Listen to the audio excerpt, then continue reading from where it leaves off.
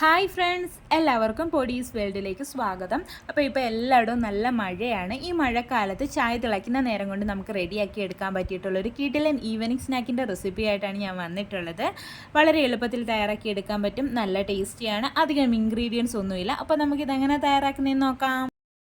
അപ്പോൾ നമ്മുടെ സ്നാക്ക് തയ്യാറാക്കുന്നതിനായിട്ട് ആദ്യമായിട്ട് വേണ്ടത് ബ്രെഡാണ്. ഞാനിവിടെ ഒരു 5 സ്ലൈസ് ബ്രെഡ് എടുത്തിട്ടുണ്ട്. വൈറ്റ് ബ്രെഡാണ് എടുത്തിട്ടുള്ളത്. ഏത് ബ്രെഡാണെങ്കിലും കുഴപ്പമില്ല കേട്ടോ.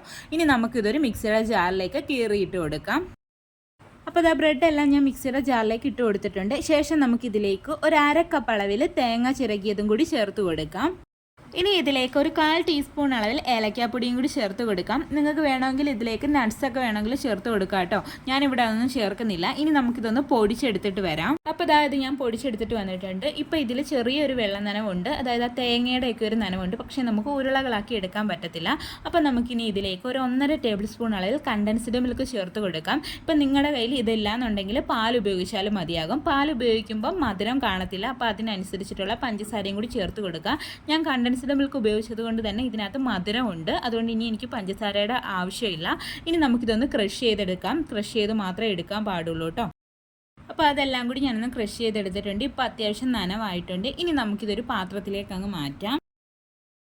അതിനുശേഷം ഇത് നമുക്ക് നന്നായിട്ട് അങ്ങ് കുഴച്ചിട്ടെടുക്കാം. ഇനി ഇതെല്ലാം നമുക്ക് ചെറിയ ചെറിയ ബോൾസ് ആക്കി എടുക്കാം, ഉരുട്ടിയെടുക്കാം. അപ്പോൾ അതായത് ഞാൻ ഉരുളയാക്കി എടുത്തിട്ടുണ്ട്. ഇനി ബാക്കിയുള്ളത് നമുക്ക് ഇതേ കണക്ക് തന്നെ ഉരുളകളാക്കി എടുക്കാം. അപ്പോൾ ഇതാ നമ്മുടെ ബ്രെഡ് ബോൾസ് എല്ലാം ഇവിടെ റെഡി ആയിട്ടുണ്ട്. ഇനി നമുക്കിതൊന്ന് ഫ്രൈ ചെയ്തിട്ട് എടുക്കാം. ഫ്രൈ ചെയ്യാനായിട്ട് ഞാനിവിടെ ഓയിൽ ചൂടാക്കാൻ വേണ്ടിയിട്ട് വെച്ചിട്ടുണ്ടായിരുന്നു. ഇനി നമുക്കിത് ഓരോന്നായിട്ട് ഇട്ട് കൊടുക്കാം. ഇത് ഫ്രൈ ചെയ്തെടുക്കുന്നതിനായിട്ട് വളരെ കുറച്ച് ഓയിൽ മാത്രം മതിയാകും. നിങ്ങൾക്ക് വേണമെങ്കിൽ ഷാലോ ഫ്രൈ ചെയ്തെടുത്താലും മതിയാകും. വളരെ പെട്ടെന്ന് നമുക്ക് റെഡിയായി കിട്ടും. കാരണം എന്ന് വെച്ച് കഴിഞ്ഞാൽ ഇതിൻ്റെ ആ ഒരു പുറം ഭാഗം മാത്രം ഒന്ന് ക്രിസ്പിയായി കിട്ടിയാൽ മതി. ഉള്ളു സോഫ്റ്റായിട്ട് തന്നെയാണ് ഇരിക്കുന്നത്. വളരെ പെട്ടെന്ന് തന്നെ ആവുകയും ചെയ്യും. അതുകൊണ്ട് ഓയിൽ അധികം ആവശ്യമില്ല. ഇട്ട വശം തന്നെ തിരിച്ചും മറിച്ചുമൊക്കെ ഇട്ടിട്ട് നല്ലൊരു കളർ ആകുമ്പോഴത്തേക്ക് നമുക്കിത് കോരി മാറ്റാവുന്നതാണ്.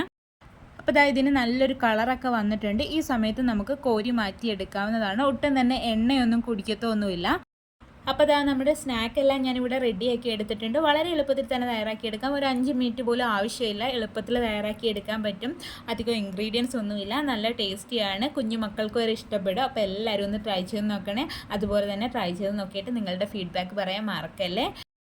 പുറമേ ഒരു ക്രിസ്പി ആയിട്ടും ഉള്ളു സോഫ്റ്റ് ആയിട്ടുമാണ് ഇരിക്കുന്നത്. ഞാനിവിടെ മുറിച്ച് കാണിക്കുന്നുണ്ട്. അപ്പോൾ വീഡിയോ ഇഷ്ടമായിട്ടുണ്ടെങ്കിൽ ഒന്ന് ലൈക്ക് ചെയ്യണേ. അതുപോലെ തന്നെ ആദ്യമായിട്ട് ചാനൽ കാണുന്ന കൂട്ടുകാരൊക്കെ ഉണ്ടെങ്കിൽ പ്ലീസ് ഒന്ന് സബ്സ്ക്രൈബ് ചെയ്ത് സപ്പോർട്ടും കൂടി ചെയ്യണേ.